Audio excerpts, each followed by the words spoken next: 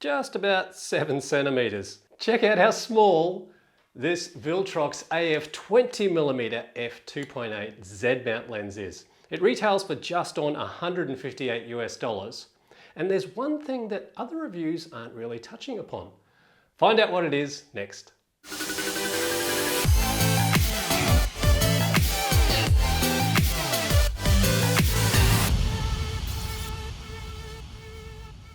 Hi guys, and welcome back to the channel. Just a quick thank you to the team at Viltrox for sending me out this lens to test and review. But Viltrox aren't paying me to do this review, so any sort of findings or opinions I've got of this lens are mine alone. The Viltrox 20mm f2.8 comes well packaged in this small box. How small, I hear you say? Well, that is 12 centimeters by 10 centimeters right there. Opening up, you get your user manual, warranty card, front and rear lens caps, and lens hood. My initial impressions on this lens, yep, you guessed it, it's so small. It's lightweight yet felt sturdy enough. Oh, and on the rear of the lens, you also get a USB-C port for future firmware updates. And if you want to know just how simple it is to update the firmware on these Viltrox lenses, I'll leave you a short how-to video at the end of this one. It's an FX or full frame lens and weighs in at just 173 grams. Aperture range is from f2.8 to f16 and it has a 52mm filter thread. Has 7 aperture blades and is made up of 10 elements in 8 groups. And the minimum focus distance is just 19 centimeters.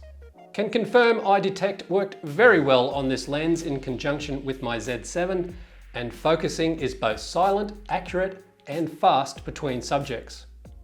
You know, having that minimum focus distance of 19 centimeters does come in handy for so many different types of photography. And I'm just going to put up some samples now. These were taken at the minimum focus distance of 19 centimeters at f2.8.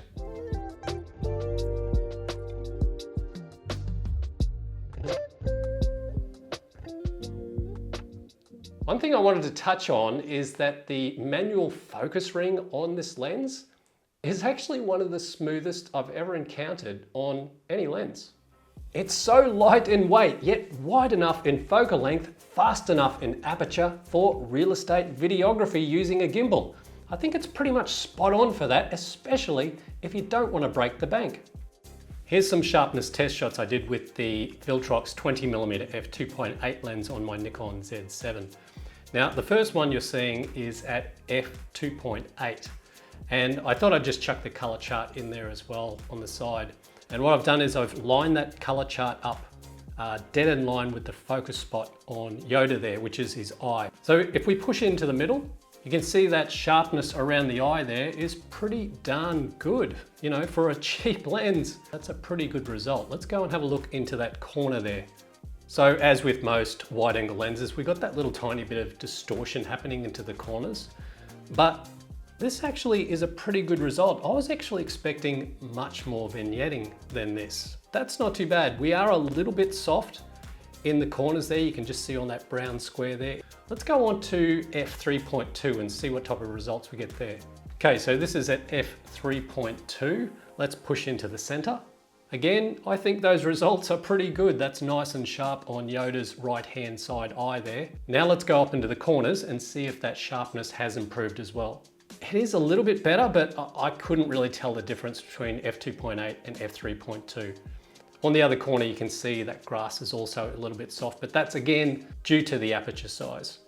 Okay, so here we are at f4. That is looking a little bit, I can tell already, that is looking a little bit sharper all around the frame. Let's go into the center. So at f4, that is looking pretty darn good in the center there. Let's go up into the corners and see if it's improved.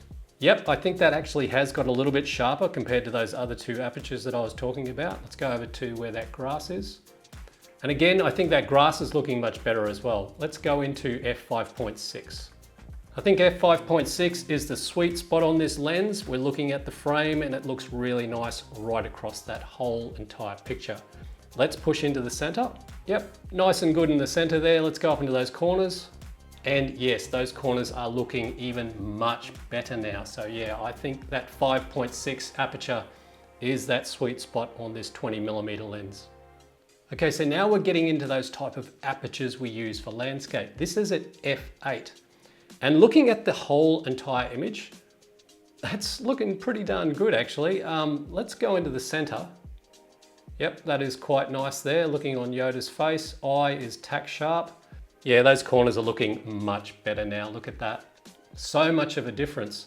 It is quite different from the f2.8 right up to f8 there. You can see those corners are so much sharper now. So yeah, look, using this as a landscape lens could be very possible. Even that grass over here on the left-hand side of frame, that is also looking much better. Let's go and check out f11. Okay, so here we are at f11, and again, looking at that, it's not too much different to the f8 shot, but let's push into the center anyway. Yeah, that's not too bad on Yoda's face. Now let's go up into the corners. Yeah, that is spot on in the corners now. That's looking very good. I think that's very much similar to the f8 aperture I had. Let's go over to that grass on the left-hand side. Even on that grass up in the top left-hand corner, that is looking far better. And the reason why it was looking a little bit soft in those first couple of images was because of the aperture. It wasn't anything really to do with the lens, but looking at this at f11, that is looking much better. So yeah, when you're using those apertures for landscape, f8 to f11, yes, this lens is actually quite good. It certainly is a very versatile wide-angle lens on your Z-mount cameras when it comes to photography and videography. But there was one thing that I noticed that some of the other reviews weren't really touching upon, and that is vlogging. Yes, using it as a vlogging lens. I've got it in combo here with my Nikon Z7 on my gimbal, and look how beautiful, smooth and wide it is. And look at that bokeh at f2.8. Now granted, Nikon cameras aren't really renowned for being vlog cameras due to many of their cameras not having that fully articulated screen.